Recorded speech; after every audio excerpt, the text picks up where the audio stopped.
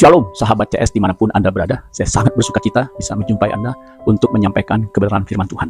Kebenaran firman Tuhan pada kesempatan kali ini berjudul Sudah Diperingatkan. Sudah diperingatkan. Amsal pasal 3 ayat 11 sampai 13. Dikatakan begini, ini terjemahan baru. Hai anakku, janganlah engkau menolak didikan Tuhan, dan janganlah engkau bosan akan peringatannya. Karena Tuhan memberi ajaran kepada yang dikasihinya, seperti seorang ayah kepada anak yang disayangi. Ayat 13. Berbahagialah orang yang mendapat hikmat, orang yang memperoleh kepandaian.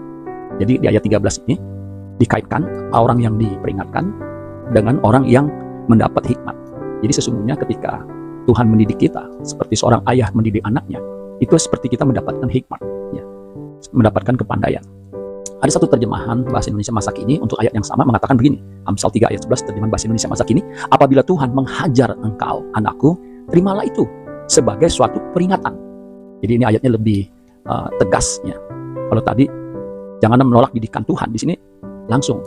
Apabila Tuhan menghajar engkau, anakku, terimalah itu sebagai suatu peringatan, dan jangan hatimu kesal terhadap didikannya itu. Ayat 12. Tuhan menghajar orang yang dicintainya sama seperti seorang ayah menghajar anak yang disayanginya. Jadi seorang ayah di sini dengan jelas dikatakan menghajar anak yang disayanginya. Ayat 13, beruntunglah orang yang menjadi bijaksana dan mendapat pengertian. Kalau tadi dikatakan berbahagia, di sini dikatakan beruntung. Jadi seorang anak beruntung kalau dia dididik atau diperingatkan. Saudara-saudara sekalian, Tuhan memberikan hukum Taurat kepada Musa. Ya, hukum Taurat kepada Musa disebut juga hukum Musa. Sebab hukum Taurat diberikan kepada Musa untuk disampaikan kepada bangsanya. Nah, hukum Taurat itu, saudara, sesungguhnya berisi peringatan, ya, ketetapan, peraturan, ya, yang harus ditaati oleh umat Israel, umat perjanjian Allah. Tentunya mengandung konsekuensi. Ya. Dan hukum Taurat itu dijabarkan menjadi 613 mispot atau ketentuan, baik yang positif maupun yang berupa perintah negatif. Ya, perintah positif ada 248. Sedangkan berupa larangan atau perintah negatif, jangan ini, jangan itu, ada 365. Jadi begitu banyak, saudara sekalian. Coba kita baca di Ulangan 4 ayat 44 sampai 45. Inilah hukum Taurat, yang tadi saya katakan hukum Musa, yang dipaparkan Musa kepada orang Israel. Kita tahu hukum Musa itu 10, 10 Commandment. Ayat 45, inilah peringatan. Jadi jelas hukum Taurat itu dikatakan inilah peringatan, ketetapan, dan peraturan yang dikatakan Musa kepada orang Israel dalam perjalanan mereka keluar dari Mesir. Jadi ketika bangsa Israel keluar dari Mesir, itu hukum Taurat, ya, yang berisi peringatan, ketetapan, dan peraturan itu disampaikan kepada bangsa Israel melalui Musa, ya, ketika mereka keluar dari Mesir. Kemudian Ulangan 6 ayat 17 dan 18 dikatakan begini, haruslah kamu berpegang pada perintah, peringatan, dan ketetapan Tuhan Allahmu yang diperintahkannya kepadamu. Ayat 18, haruslah engkau melakukan apa yang benar dan baik di mata Tuhan, supaya baik keadaanmu dan engkau memasuki dan menduduki negeri yang baik. Nah, jelas, ya. Sebelum memasuki negeri yang baik yang Tuhan janjikan, itu tanah Kanaan, dengan jelas dikatakan kita harus melakukan apa yang benar, ya. Apa yang baik tentunya hukum Taurat itu, saudara, yang memang untuk bangsa Israel pada waktu itu, yang dijanjikan Tuhan dengan sumpah kepada nenek moyang. Saudara-saudara sekalian, jadi jelas untuk bangsa Israel, ya. Bangsa Israel harus taat kepada peringatan, ketetapan, ketentuan, peraturan hukum Taurat yang disampaikan melalui Musa ketika mereka keluar dari Mesir menuju ke tanah Kanaan. Jangan sampai meremehkan firman Tuhan, ya. Jangan sampai meremehkan peringatan-peringatannya, akan menanggung akibatnya. Tadi jelas, ya, ada konsekuensi bagi mereka yang tidak taat. Amsal 13 ayat 13 dikatakan begini, siapa meremehkan firman, ia akan menanggung akibatnya, tetapi siapa taat kepada perintah akan menerima balasan.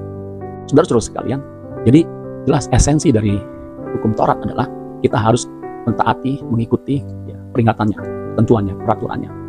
Sama kita juga, kalau bangsa Israel keluar dari Mesir menuju ke tanah Kanaan, kita umat perjanjian baru keluar dari dunia ini menuju ke Kanaan baru. Kita harus mengalami perubahan. Nah, untuk itu, saudara sekalian, kalau ada peringatan Tuhan, ada teguran Tuhan, ada didikan Tuhan, kita harus ikut, harus taat, harus pegang itu, saudara. Ya. Ada satu peristiwa, ya, tentang Ocean Gate. Ya, kita tahu ini peristiwa yang fenomenal. Nah, Ocean Gate ini perusahaan yang bertanggung jawab untuk mengadakan tur kapal selam menuju ke bangkai kapal Titanic. Ya, kita tahu kapal Titanic itu kandas di Samudra Atlantik ratusan tahun lalu. Nah, ini menarik, saudara sekalian, turnya ini ke tempat itu menggunakan kapal selam yang memang didesain untuk kedalaman, ya, ratusan atau ribuan meter, saudara. Ya, diperkirakan itu ada 3.200 meter atau lebih, ya, di bawah, jadi di bawah laut, saudara. Nah, yang menarik saudara sekalian, pemilik perusahaan ini yang namanya Stockton Rush ini ya sudah pernah diperingatkan oleh David Lawrence. Ya. David Lawrence ini adalah direktur operasional dari kapal selam ini. Ya. David ini mengatakan bahwa kapal selam ini tidak layak, tidak sesuai dengan standar keamanan yang memang ditentukan. Tetapi Stockton tidak mau mendengar peringatannya ini. Ya. Dia malah memecat si David ini, saudara ya, manajer ini. Singkat cerita, akhirnya saudara sekalian, mereka tetap menjalankan tur khusus yang diikuti oleh 5 orang, termasuk Stockton Rush. Tentunya ini tidak mudah, tidak murah, saudara, sangat mahal. Ini special tour. Konon katanya itu satu orang dikenai $250.000. Ya, kalau di kurs sekarang mungkin 3 miliar. Jadi hanya orang tertentu saja. Nah, apa yang terjadi, saudara sekalian? Ternyata, saudara sekalian, sebelum kapal itu menjelajahi bangkai kapal Titanic, kapal itu konon katanya meledak. Ya, sebab tidak ada sinyal komunikasi. Meledak dan semua penumpang diperkirakan, bahkan dipastikan itu meninggal. Nah, ini saudara sekalian, ini fatal, mengabaikan peringatan yang penting itu akibatnya fatal. Stockton Rush, si pemilik sekaligus ya, yang ikut salah satu penumpang selain miliarder yang lain, Stockton akhirnya meninggal. Nah, saudara sekalian, Tuhan sudah memberikan peringatan kepada kita ya, melalui firman-Nya, melalui hamba-hambanya. Kalau zaman perjanjian lama melalui Musa, melalui hukum Taurat. Perjanjian baru, saudara sekalian, nabi perjanjian lama yang pembatas perjanjian baru adalah Yohanes Pembaptis. Sebelum Yesus datang, Yohanes Pembaptis diutus. Dikatakan suara dari padang gurun. Nah, Yohanes Pembaptis ini memberikan peringatan, ya, memberikan warning, yaitu misalnya di Matius pasal 3 ayat 1 dan 2 dikatakan begini. Pada waktu itu tampillah Yohanes Pembaptis di padang gurun Yudea dan memberitakan, ayat 2, bertobatlah sebab kerajaan sorga sudah dekat. Ini peringatan buat orang pada zaman itu. Bertobatlah sebab kerajaan sorga sudah dekat. Ternyata saudara sekalian, setelah datangan Yesus pun memberi peringatan hal yang sama. Matius 4 ayat 17. Ini tentang Yesus. Sejak waktu itulah Yesus dikatakan memberitakan apa? Bertobatlah sebab kerajaan sorga sudah dekat. Jadi saudara sekalian, ini peringatan ya, dari Yohanes Pembaptis dan juga dari Kristus sendiri. Oleh ilham Roh, Rasul Petrus, murid utama dari Yesus, ternyata itu memberikan peringatan yang sama. 2 Petrus 3 ayat 9 sampai 11. Ini dikatakan begini. Ini lebih detail, saudara sekalian. Tuhan tidak lalai menepati janjinya, sekalipun ada orang yang menganggapnya sebagai kelalaian. Tetapi ia sabar terhadap kamu, karena ia, perhatikan, menghendaki supaya jangan ada yang binasa, melainkan supaya semua orang berbalik dan bertobat. Ini peringatannya, berbalik dan bertobat. Ayat 10, tetapi hari Tuhan akan tiba seperti pencuri. Pada hari itu langit akan lenyap dengan gemuruh yang dahsyat, dan unsur-unsur dunia akan hangus dalam nyala api, dan bumi dan segala yang ada di atasnya akan hilang lenyap. Ini jelas, saudara, peringatan yang luar biasa. Jadi, jika segala sesuatu itu akan hancur secara demikian, betapa suci dan salehnya kamu harus hidup. Jadi, saudara sekalian, ini peringatan yang senada, saudara sekalian, di mana kita harus berbalik dan bertobat, hidup suci saleh. Ya. Rasul Paulus pun sama, saudara sekalian. Ketika dia menulis surat kepada jemaat di Korintus, dia mengatakan begini, 2 Korintus 6 ayat 17 dan 18. Sebab itu, keluarlah kamu dari antara mereka. Ini jelas. Dan pisahkanlah dirimu dari mereka. Firman Tuhan. Dan janganlah menjamah apa yang najis, maka aku akan menerima kamu. Ini firman Tuhan. Dan aku akan menjadi bapamu, dan kamu akan menjadi anakku, anak-anakku laki-laki dan anak-anakku perempuan. Demikianlah firman Tuhan yang maha kuasa. Jadi jelas, saudara sekalian, itu firman Tuhan yang digemahkan oleh Rasul Paulus. Nah, saudara sekalian, di zaman now peringatannya sama. Ayo kita bertobat, kita berbalik kepada Tuhan. Ya, menjelang dia datang kedua kali, kita harus siap.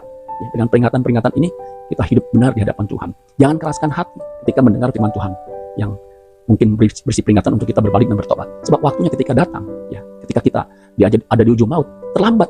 Ya, tidak ada kesempatan lagi. Makanya Ibrani 3 ayat yang ke-7 dikatakan, sebab itu seperti yang dikatakan Roh Kudus, pada hari ini jika kamu mendengar suaranya, ayat 8, janganlah keraskan hatimu. Ya, di Ibrani yang sama juga, saudara, ayat 15-nya, pada hari ini jika kamu mendengar suaranya, janganlah keraskan hatimu seperti dalam kegeraman. Pasal 4 ayat 7 sama. Ya, bagian terakhir, pada hari ini jika kamu mendengar suaranya, jangan keraskan hatimu. Jika saudara mendengar firman Tuhan yang memperingatkan untuk kita balik kepada Tuhan, bertobat, saudara jangan keraskan hati. Terima Tuhan Yesus, berbalik kepadanya, mengikuti jalan-jalannya, supaya kita diubahkan dan siap menghadap Tuhan. Amin buat firman Tuhan. Tuhan Yesus memberkati. Kalau saudara diberkati, saudara bisa bagikan renungan firman Tuhan ini kepada siapapun yang Tuhan taruh dalam hati saudara. Shalom.